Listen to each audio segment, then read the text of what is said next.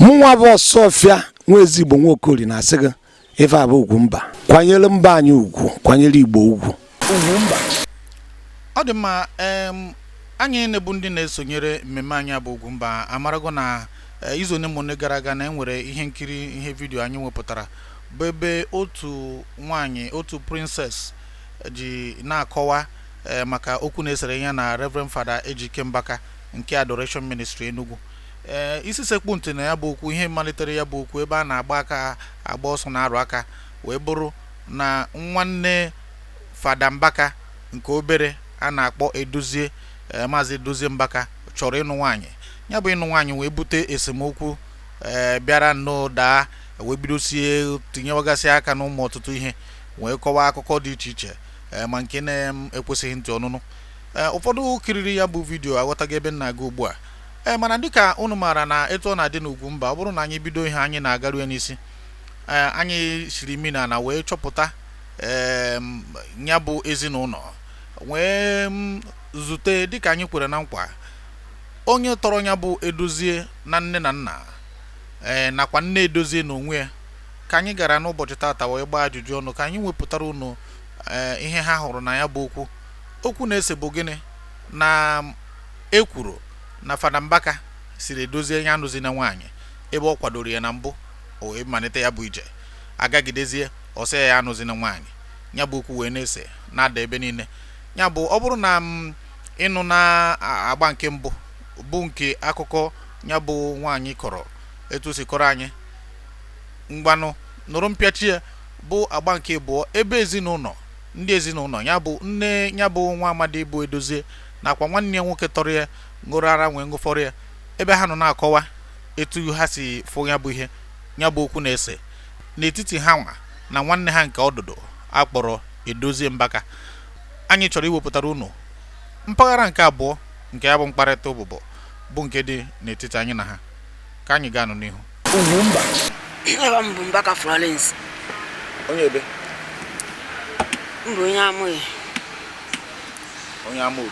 Amụghị. Onye amụghị? Mana a na-anụ na Ituku. Ituku. Eme ka anyị mata na ị bụ nwunye nna Fada Mbaka, ka anyị bido n'ebe ahụ. Afa m bụ Mbaka Obuneme Shedrack, onye ọgwụ n'Enugu ebe a, Ituku precisely. Ọ dị mma. Mbaka anyị kwuru kọtụrụ anyị sakramenti jikọrọ ya na Reverend Fada Mbaka. Reverend Fada Mbaka bụ nwanne m nwoke, ofu nna njemona yawa bi ezunitere anyị from obere nwa till anyị agụcha anyị niile even to this stage. So ya bi evukwa anyị wa, ọ na-afụ anyị asụ ụmụ ya, anyị wa na-afụkwa asị nna and nwanne. Kọtụrụ anyị maka ya. Mbụ nwunye na Fada Mbaka. Oge a nta m ebe ahụ, ụmụchara ụmụ ya ka enwere ebe ụgbọ efisi m, ebe na-atọ bụ ihe ọ sịrị m ndị be ya akọkwa na nta nwaanyị.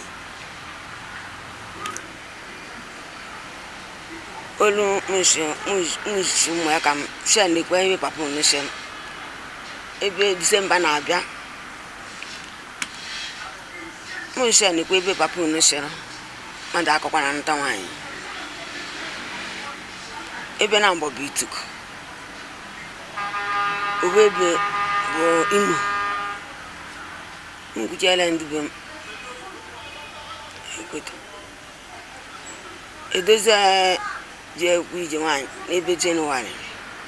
Mụnshi ọkọ na gị ọsị m n'ọkụ Imo, mụnshi mụkwawasị ọmụsị ga-eje n'Imo. Ọsị m na ya echekwa na nje na-alụ ụka. Mụnshi ndị mmadụ jike ebogide onye nwụrụ, bogide ibu ọbara uru. Ka mmasị na mala ka ya na ọ bụ na m ka ebogide onye nwụrụ na pa unu sikwara. Ebe anyị fụrụ anyị ma na ọgụ atọrọ ya, ọkwa eziokwu? Eziokwu. Ọ dị ma ya bụ ihe na-ada bụ nke ka anyị mara. Kọtụgoro anyị ka ebe mmiri si banye okwu gbagoro.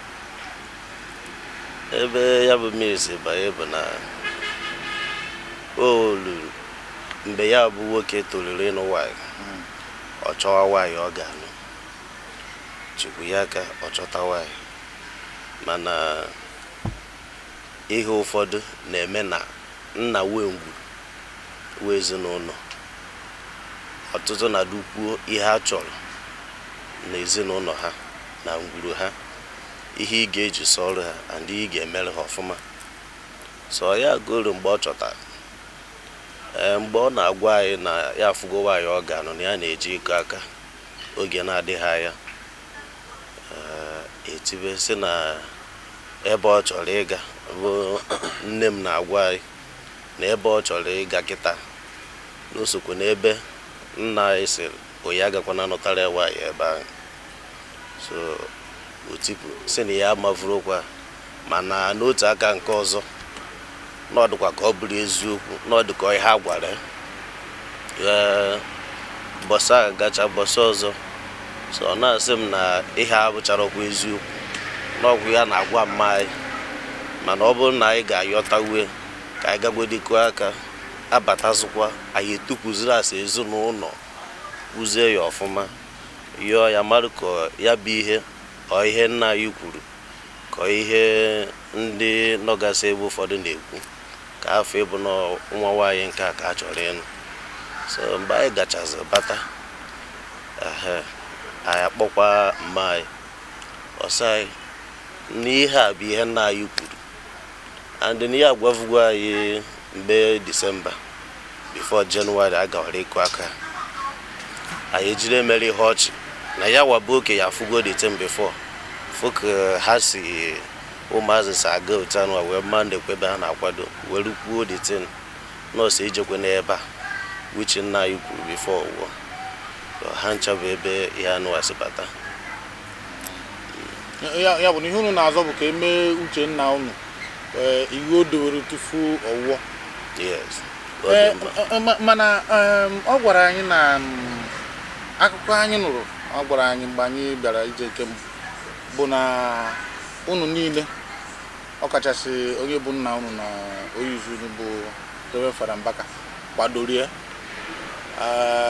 agagidie o mezie ka ihe siri na ya kweteburu mana ekweghị kọtụrụ anyị n'ụdị kemgbe o ruru ya bụ ihe dawa maka dịka i kwuru unu nụburu ya na mbụ kwesịrị gaa nke mbụ bụ o si dawazia bụ mgbe a gacha akụcha aka akpọ ya sị nna n'ịma na ịgagwokwu aka mana ebe a nna gị sịkwa na ama nga gị na-ekwu ị ga-eme pụta from ebe ahụ ọhịa ka o ruru anyị kwuo emechie wee ezinụlọ agadakwa otu anyị si rarụ ma ụmụada ma mma ma nwanne anyị bụ fada bụ wichi bụzo nna anyị ọ jụọkwa mma m sị ihe dị otu a eziokwu ọ nna anyị bụ ihe kwuru ha ọ sị nọ ihe nna anyị kwuru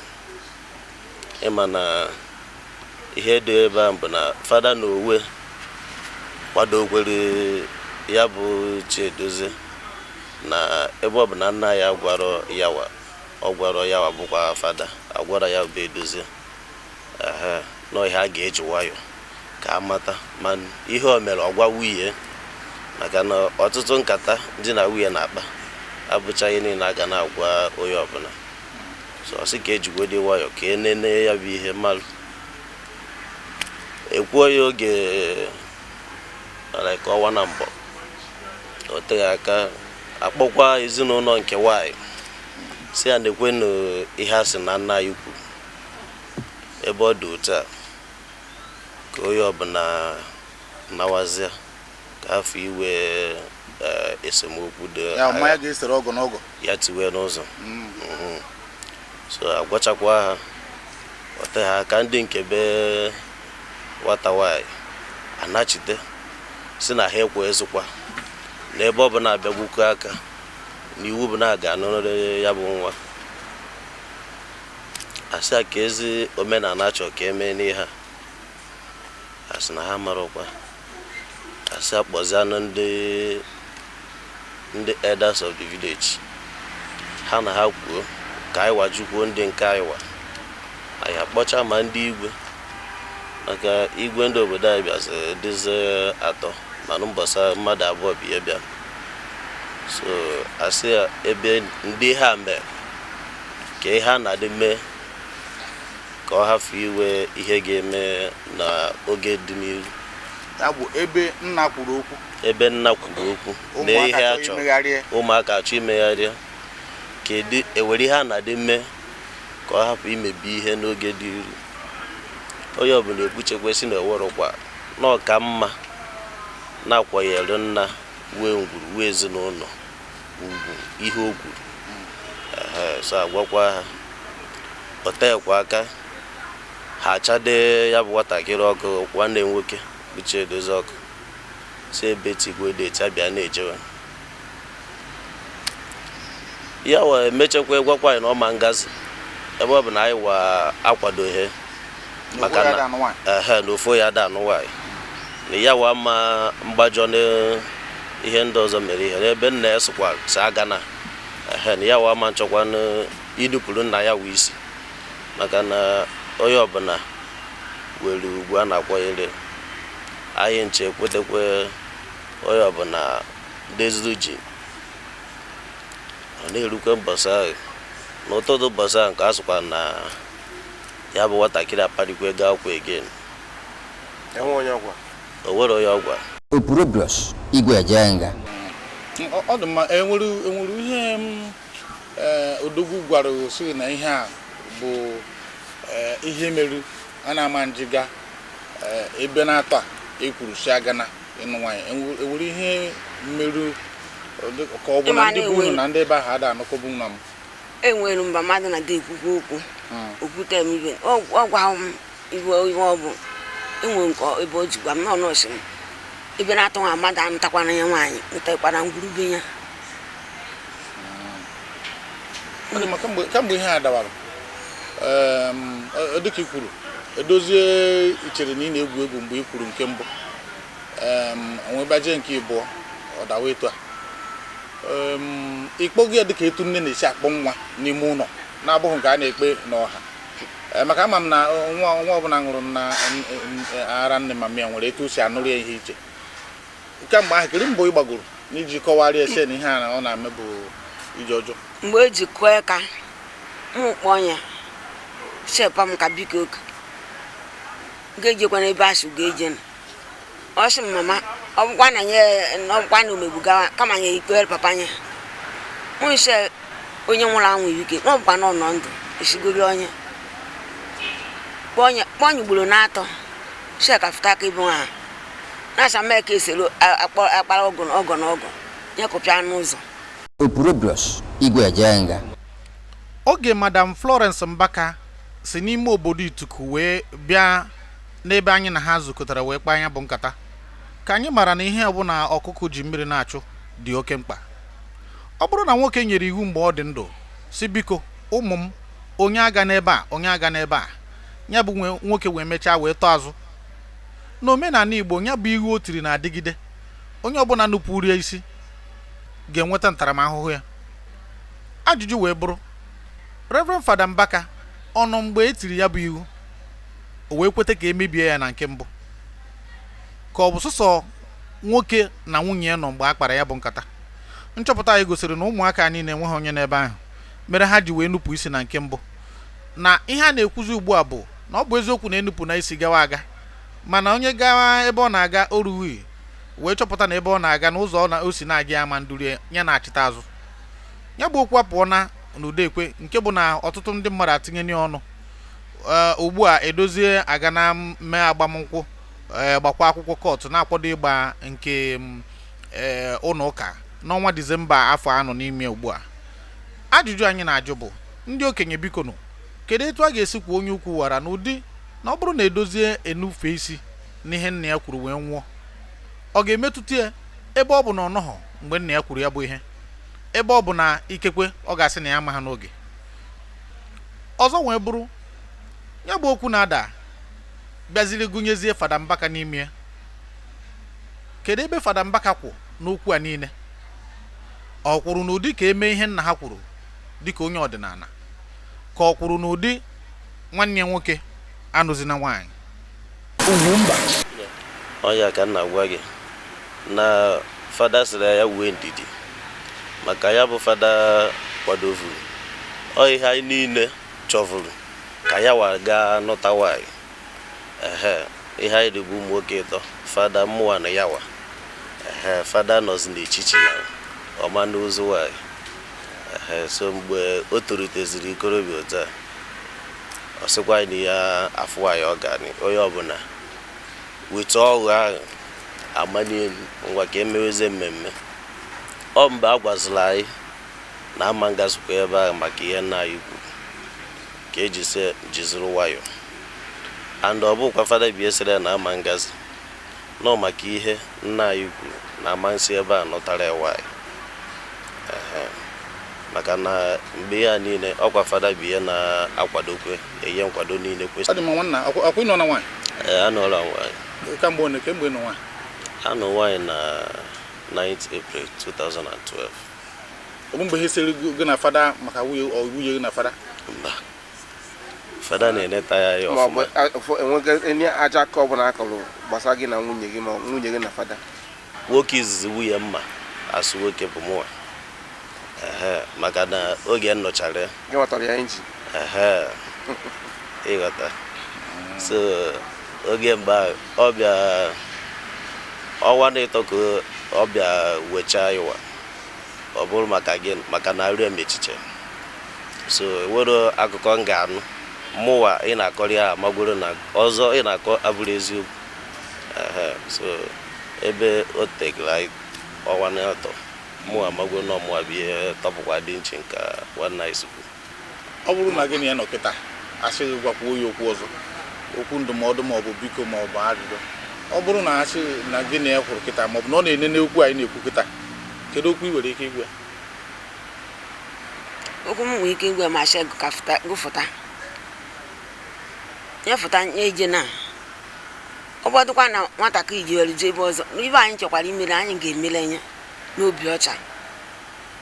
Mana ọ tọfụ etu ọ bụ na o megonu ojegodo nke omenala jee nke ya so na je na Abuja nke a na-eje n'ụlọ ikpe ọfọzịa nke ụlọ ụka na ọ fọziri obere ka emetọfụzịa ihe nwanne ka na-asịkwa ya na-achịkwa azụ. Na-asịkwa ya na-achịta azụ maka na mmenya ama mgbe ejije nke ụlọ ikpe na ụmụnne ya ma mgbe ejije nke ụlọ ikpe ọkwa na ojekwute nne ya na ọ bụ nwanne nwoke she na ha ejewekwa na kọt.